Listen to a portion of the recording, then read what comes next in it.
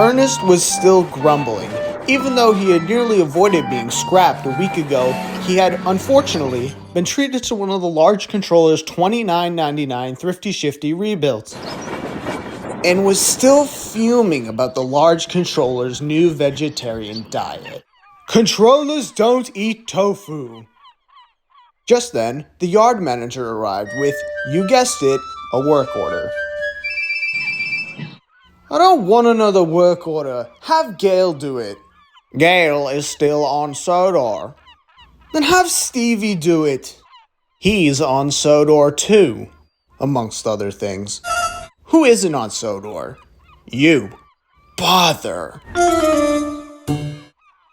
Ernest collected a string of cars for his trip up to the automotive scrapyard. Ernest remained in a bad temper throughout the entire trip. Garden burgers, soy-free milk, whatever happened to those Big Macs and fry pods? The man's insane. Either that or he can't fit through the drive-thru anymore. Soon, Ernest arrived at the wrecker's yard, and his driver carefully reversed the cars into the siding. While waiting for the scrapyard crane to unload his cars, Ernest was shuffled to the scrapyard's refueling tank.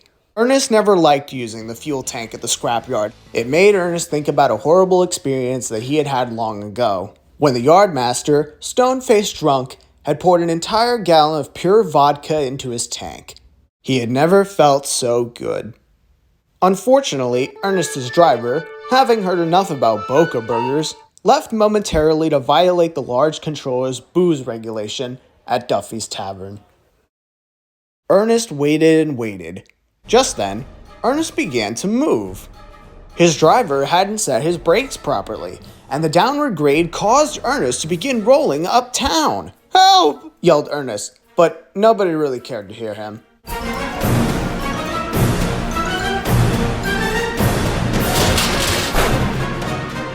But Ernest saw that there was worse to come.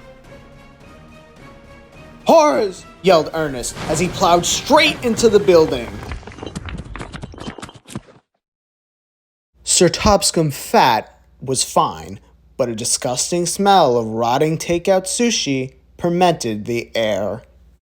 Ernest was too preoccupied with the smell to be bothered with any scolding, and was promptly hoisted onto a flat car.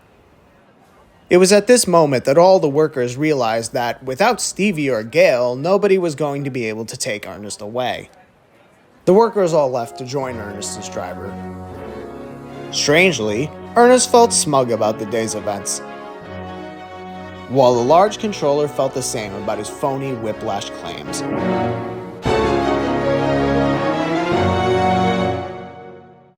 At the scrapyard, hours later, Ernest's driver staggered back into the yard in a drunken stupor just in time to see...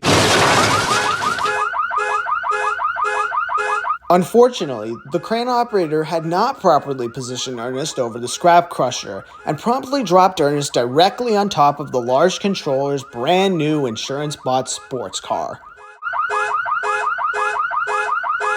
Well, I guess that's how the Mercedes-Benz